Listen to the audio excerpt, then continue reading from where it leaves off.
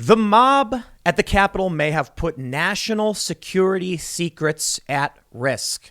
Yeah, there's rumors that some hard drives were stolen. We don't know for sure, but BuzzFeed News is saying at least one laptop believed to contain sensitive information was among the items stolen from Congress. In a deleted tweet, journalist Elijah Schaffer posted a photo of Nancy Pelosi's, I believe it's Pelosi's, email. There was an email she received from a reporter asking her or requesting a comment on a specific issue. Now, the tweet was deleted probably because I think Elijah realized, he was trying to show what was going on, and he showed actual private information and private information. But I think the tweet actually does confirm something very important. There was a lot of sensitive information, be it national securities and private information pertaining to members of Congress, the House and the Senate, that was easily accessible by the group that stormed the Capitol. With this laptop being stolen, I wonder what they may have gotten away with. And this is really bad, man. I said the other day, there's that saying, somebody mocked me for it, quoting Iron Man 2 when Ivan Vanko said, if you make God bleed, then the sharks will come because there will be blood in the water, something to that effect. It's like the worst time for us right now, especially with China's encroachment on Hong Kong and their beaching drills towards China. And I've been very critical of Joe Biden's probable handling or his past handling of China. We had China Uncensored on the IRL podcast, and they were saying that he's bringing in people that have praised China. So now there's serious concerns that China may try and take Taiwan. This could spark World War III. Maybe a little hyperbolic. Everyone's always saying something's going to spark World War III, I guess. But it could create serious regional instability at the very least. And we're worried about whether or not China will be emboldened to do so. The U.S. Capitol building was just overrun. Now, here's the interesting thing. How did this happen? Is a question many people are asking. How was it that the police were ill prepared to handle Trump supporters? Turns out it was the D.C. mayor who requested a narrow, unarmed mission. So a lot of cops just didn't have anything with them. And thus, it was extremely easy for the perimeter to be breached. Some have suggested that the D.C. mayor was ordering police to chill out because of the events of the Black Lives Matter rallies and riots. I've not seen any direct evidence of that. We might have something in the story. My general understanding is that Muriel Bowser, the mayor of D.C., refused to defund the police, but she did have that mural painted, for Black Lives Matter. So a lot of people were, and then defund the police, I think, was added at one point, but then removed.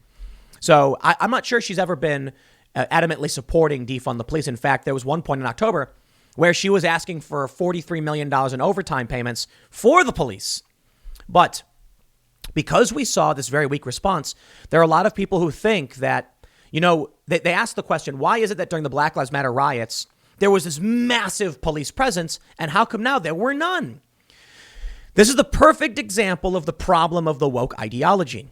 They assume skin color or political ideology. That's wrong. It's likely due to you go out and protest. You say police are bad. You say defund the police. You say don't have the police come and clear out protests. Don't be surprised when there's going to be a protest and the police say, OK, we're drawing down our ranks. We're, disarming. They've been calling for this. There was a viral tweet. It was funny. I can't remember who it was from, but they said, this shows us more than this shows us that, what we should have done. What we should do now is fire all of the Capitol Police and replace them with social workers. That's what they want, right? Look, I understand people got issues with cops, and I understand why. And I understand that anger from Black Lives Matter people died, I'm not going to pretend like it's as bad as they claim it is. Their numbers are way off. Even using Washington Post's numbers from Black Lives Matter activists, it was like 13 unarmed black men were killed in 2019. But still bad, right? So I can understand that anger for someone dying. But you got to understand the very serious difference between a cop saying, like, I'm going to go march, patrol down the street, a beat cop issue tickets and fines that are kind of annoying, and then a cop, the rare instance where a cop kills somebody. It is relatively rare in these circumstances, unarmed individuals who get killed. It's extremely rare, 13 people. So you have to understand those cops are very different from cops guarding a building. But I don't think they differentiate. I don't think the left understands. And so when you say defund the police, replace them with social workers, have you ever stopped to think about what happens when there's a terror attack or, armed robbers with armor piercing bullets or pro-Trump riots. I love it. They're mad at the cops because they want to riot. They riot, and then the cops leave, and now they're like, oh no, how could this have happened? Well, y'all were calling for defunding the police the whole time. All right, but let's read about the national security secrets being put at risk, and then I'll show you what's up with these police. BuzzFeed says when insurrectionists occupied the U.S. Capitol on Wednesday, they did not alter the outcome of the election, but they did ransack the offices of lawmakers, rifle through computer files and emails, and steal personal electronics and documents. Those actions could pose serious harm to the United States. A full accounting has yet to be completed, but U.S. Attorney Michael Sherwin said during a news briefing Thursday that materials were stolen. Quote, we had to identify what was done, mitigate that, and it could have potential national security equities, Sherwin said, adding that a large amount of pilfering at the Capitol had occurred. On Thursday evening, CBS News reported that a laptop possibly containing sensitive national security information was among the objects stolen. Look, I'm in favor of government transparency, but you have to recognize absolutism isn't going to help anybody. It's great when crimes are leaked. There's whistleblowers who reveal, say the NSA mass spying and these people were lying to Congress and all that stuff. It's another thing when there's a general laptop that's probably got security protocol and general information on it. This is why the WikiLeaks thing was such a huge scandal. Happened recently. WikiLeaks, Julian Assange, more importantly, was accused of of basically putting out a bunch of information. And I know there's a bunch of times this has happened. But in one instance, they were accused, I think it was potentially the Iraq war logs or the Afghan war logs. They were accused of putting out this information that could have gotten people hurt. In reality, WikiLeaks was actually redacting information and was seeking assistance from the State Department to make sure no one got hurt. That's a big deal. You see, even when it comes to WikiLeaks, getting information and putting it out, they were making sure that they redacted names because they didn't want people hurt. Apparently, someone stole the information, published the keys, and then Julian Assange tried warning the State Department this was happening. When a laptop is stolen in this manner, the people who took it, I don't think, are going to truly understand the security implications of taking a device like this, and if it falls into the wrong hands. It could be as something as simple as the schedule for, Secret Service or some police. It might not be anything crazy like confidential, top secret or military information, but enough to allow lunatics or foreign adversaries to infiltrate. It could actually have, look, I'll tell you this. The laptop probably has all of their keys stored on it. And it does not take very much skill for a hacker to break in and get access to what those keys are. And that could be bank accounts, emails, phone numbers, all of this information that they're now going to have access to. Is going to have that's going to be a very I do not envy the national security teams who are going to have to figure out what was compromised. And then every single person at the Capitol is going to be given new instructions about how you got to reset your passwords and all this other crazy stuff. They're going to say the chaotic nature of the mob and the short amount of time it was in control of the Capitol means it was unlikely that any foreign spies penetrated the halls of Congress. A former high-ranking FBI official who worked in the cyber unit told BuzzFeed News it was possible, though unlikely, that spies had used the riot as an opportunity to infiltrate Congress, saying, quote, a lot of planning goes into an installation of a bug, even though it may only take seconds to install. I think it's unlikely, just based on my opinion, the breach wasn't premeditated to the point where someone could have done proper advanced planning for an install, but something crude could have been left behind. This is so dumb. I am not concerned about whether a foreign spy went in and planted a bug because you can do bug sweeps. They can do a security check. They can screen the room. You want to know what's more concerning? If individuals who broke in were foreign spies and stole a laptop. That's simple. Let's be real. The Capitol building is not the Pentagon, right? So the amount of things that are going to be there are not going to be like nuclear launch codes or anything. So I'm not worried about that. I don't think most people are. But there is a serious issue with once they get access, like with any computer system, it makes it easier to get access the next time and possibly get access to more secure facilities. They're now going to have a bunch of information that could help anyone, particularly a social engineer, navigate Capitol buildings, Congress, etc. Let me give you, I'll explain this to you. Social engineering is the, it's the aspect of hacking that relates to people, confidence building, and manipulation of the people. So typically most hacks you hear of, when it's like, oh, this computer was hacked, wasn't computer code. It's usually social engineering, a manipulation of an individual into giving up private information. It's really easy to do. One of the simplest ways it can be done is by feigning rapport. Actually, a really good example is Groundhog Day. You ever see that movie with Bill Murray? Of course you did. It's a classic.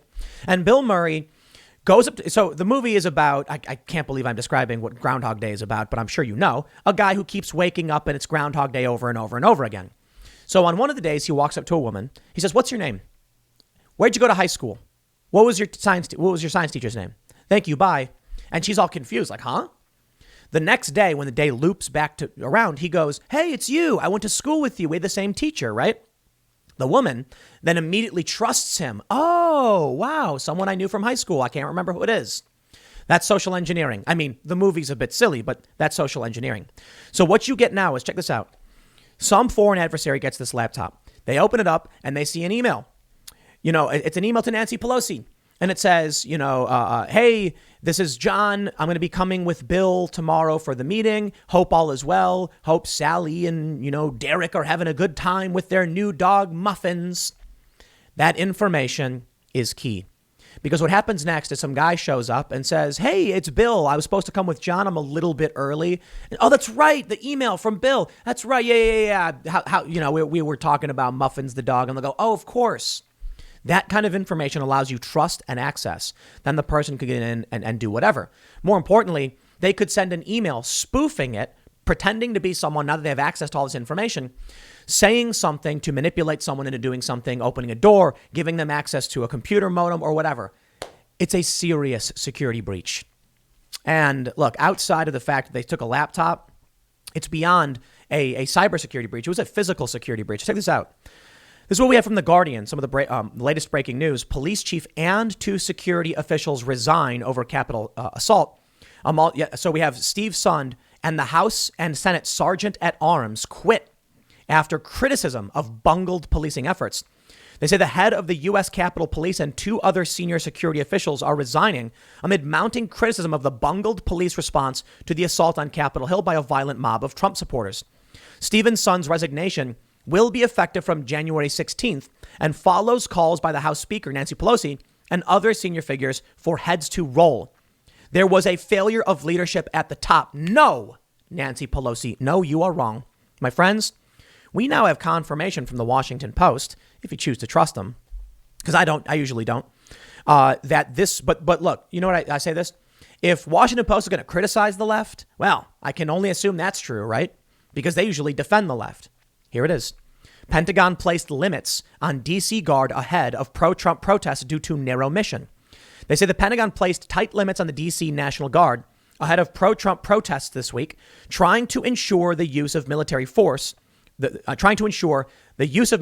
remained constrained as the Guard carried out a narrow, unarmed mission requested by the city's mayor to help handle traffic ahead of planned protests. In memos issued Monday and Tuesday in response to a request from the D.C. mayor, the Pentagon prohibited the district's guardsmen from receiving ammunition or riot gear, interacting with protesters unless necessary for self-defense, sharing equipment with local law enforcement, or using guard surveillance and air assets without the defense secretary's explicit sign-off, according to officials familiar with the order. The limits were established because the Guard hadn't been asked to assist with crowd or riot control. The D.C. Guard was also told it would be allowed to deploy a quick reaction force only as a measure of last resort. Then the mission abruptly changed, and the Pentagon is now facing criticism from governors and local officials who say it moved too slowly to send National Guard troops to respond, a charge that its leaders denied Thursday. The Capitol Police, the law enforcement force that reports to Congress and protects the House and Senate, hadn't requested help from the Guard ahead of Wednesday's events. But early Wednesday afternoon, its chief made an urgent plea for backup from 200 troops during a call with top Pentagon and city officials, according to officials familiar with the call. On the call, Capitol Police Chief Stephen A. Sund, the guy who now resigned, was asked whether he wanted help from the National Guard. There was a pause. One of the D.C. officials said, and Sund said yes. Then there was another pause, and an official from the office of the Secretary of the Army said that wasn't going to be possible. The Army official, who was speaking on behalf of the Secretary of the Army, who was de facto commanding the D.C. Guard, but was not on the call, said the optics of soldiers inside the Capitol building was not something they wanted, the 2 district officials said. Mayor Muriel E. Bowser confirmed that account in an interview with the Washington Post, saying Capitol Police made it perfectly clear that they needed extraordinary help, including the National Guard. There was some concern from the Army of what it would look like to have armed military personnel on the grounds of the Capitol. One concern was whether the Army had been invited by Congress. A U.S. defense official said the Army general on the call didn't formally deny the request, but rather reinforced the negative optics of having uniformed personnel inside the Capitol, a point on which Bowser had agreed, and later checked with the chain of command. The defense official said Bowser agreed that if further support was necessary, D.C. police would provide it inside the Capitol, and the Guard would backfill D.C. police positions away from the building. The defense official said the military wanted to be the force of last resort, and the military officials had urged Bowser to request more support from federal law enforcement, but that she didn't do so until Wednesday.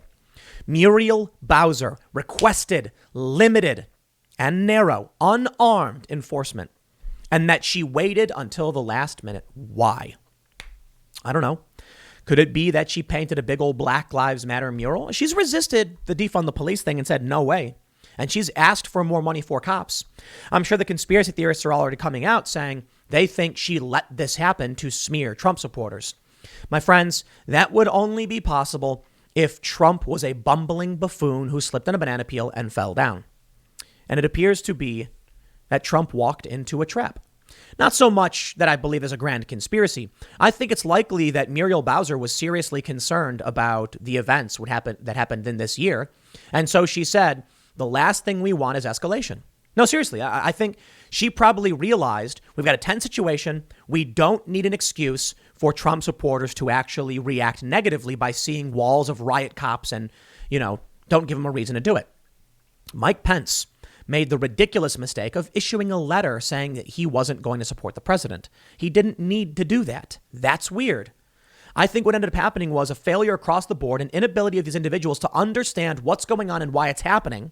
And they're all acting in self-interest. To put it simply, Muriel Bowser said, I got roasted for what happened with the police last time. I'm not dealing with that now. Mike Pence says, I am getting roasted. So I'm going to put out a statement saying I won't support the president. It is inflaming tensions. Now we're seeing across the media landscape and the political landscape, AOC's like, Ted Cruz, you're a traitor and sedition and all this other nonsense. A top trend saying Ted Cruz killed a cop or whatever. Insane and ridiculous. But nobody wants to just say, we are all in this. You'll hear it from me all the time. I fully understand. I just ragged on AOC right now. And I understand that calling them out for perceived wrongdoing is contributing, and there's no way around it. But it's really simple. We just all need to condemn the violence. That's what we need to do. AOC should have been condemning outright all of the Black Lives Matter violence, the same as conservatives did. And now we are seeing it's conservatives, many, not all, who are actually condemning this as well. But what do we still get? The Washington Post puts out a story where they say that without Tucker or Hannity, this wouldn't be happening. Why? They condemned the violent riots. They said they were wrong. Greg Gutfeld went on a rant about the manipulation, the lies, and the deception, but said these people who stormed the Capitol make us look like the barbarians. The Fox News pundits have been against this the whole time. So it's broken. The system is breaking. The left will not back down. The right has no problem criticizing their own and self-reflecting sometimes, not every single right-winger, but the left will latch on to any person on the right who believes stupid things and says dumb things to use that as a blanket sweep of all Trump supporters. Now, many Trump supporters will do the same to the left. So, I look at AOC, who won't stop, who won't back down. Ted Cruz, he came out with a statement saying we need to put down the anger. AOC's reaction is Hawley and Cruz should resign or be expelled. Simon & Schuster, the book publisher, canceled Josh Hawley's book because he was following the constitutional process. I love it. The left does not care, in my opinion, or they just don't know. Do you know why I have been saying the whole time that we need to have a hearing on the evidence? Because Trump supporters feel like their voice has been silenced and the courts won't listen.